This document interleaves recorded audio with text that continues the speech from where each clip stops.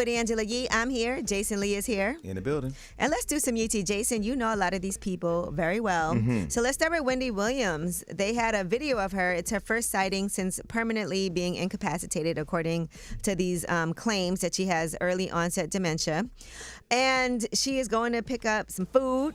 And so they are videotaping her. It's a blogger named Antoine Edwards, who he says she was joined by her nephew, Travis Finney, picking up this food. I felt kind of bad. She's like just going to pick up food, and they're all like, hey, Wendy. Yeah, and I know Travis and his sister Alex, too. I've been, keeping in touch with Alex and Kevin Jr., just trying to see what's going on with Wendy because the family hasn't even been able to have real access to her.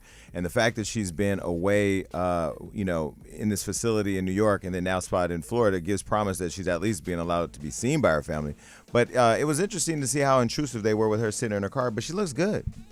Yeah, I mean, she's, she was smiling and everything. So we'll see. What did you think about that, the documentary, Where is Wendy Williams? I mean, clearly she was being taken advantage of by that publicist who wanted to take her to the red carpet of the Oscars. Wendy don't even be around celebrities like that, but to ask Wendy if she wanted to go to the Oscars when she was clearly not healthy was... she looked like a clout chaser to me. And then she was being managed by a jeweler who was going to help her get a podcast. No shade to Will, but, just do the jewelry. Oh, my gosh. All right. Well, now let's get into Chris Rock. Now, he hosted Saturday Night Live over the weekend. It was a hit. Get it a hit. Okay. That was, you had to explain it. No, because Will Smith hit him. I thought you were talking about something else, another hit. Because that's what he got in trouble for, the joke in his monologue. And as he was basically talking about this, people were kind of upset. Listen to this. We got Luigi, and that's good. Everybody's fixated on how good looking this guy looks. If he looked like Jonah Hill, no one would care. I have condolences for the healthcare CEO. I mean, this is a real person. But, sometimes drug dealers get shot. I thought it was funny. I mean, listen, I think that you can get away with a lot of jokes if it makes sense, because he did first give condolences, right? But we live in an ultra-sensitive world. Comedians should be able to say whatever they want to say without people getting butthurt about it. I mean, yes, it's sad that the man was killed, and there's a lot of people that are killed daily. But I thought it was a joke. Yeah, and there's other things he said. He also talked about Elon Musk and said that Trump is working with the number one African American in the world, Elon Musk, because Elon Musk is African. But is he? But the truth is, going back to the joke that Chris said about the CEO. I mean, was he talking about Fat Jonah or Skinny Jonah? I know why Jonah Hill had to get astray. I like Jonah Hill. Yeah, but I mean, he's using that to paint the picture that, But you said the same thing. He's good looking. Luigi's good looking. And that's why people are like, okay. Because as much people will think that I'm wrong for saying it was funny, we live in a country and a world right now where it's selective outrage. People will feel some sort of way about, if something bad happens to Oprah Winfrey or Jennifer Hudson, they're going to feel one way versus Wendy. It's just based on who the person is. And that's just unfortunate. And what you look like does matter. He's a decent looking white boy.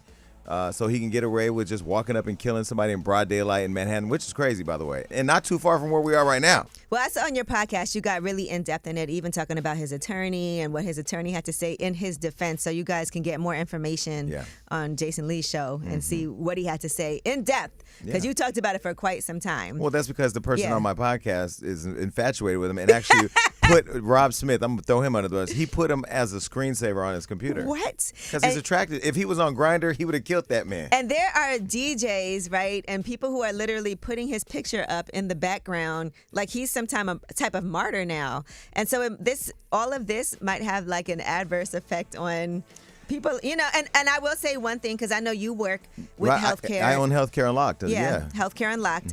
And it did bring to light a lot of conversations about the healthcare system here and how awful it is. Yeah, I mean, I had a sinus infection the other day, took a test, $1,250 just for the test, and I have healthcare. So imagine for people and you still had to pay? Because I had to go to a specialist. But think about families like me running for city council now, meeting families who are homeless with their kids, living in parks in tents that don't have access to resources.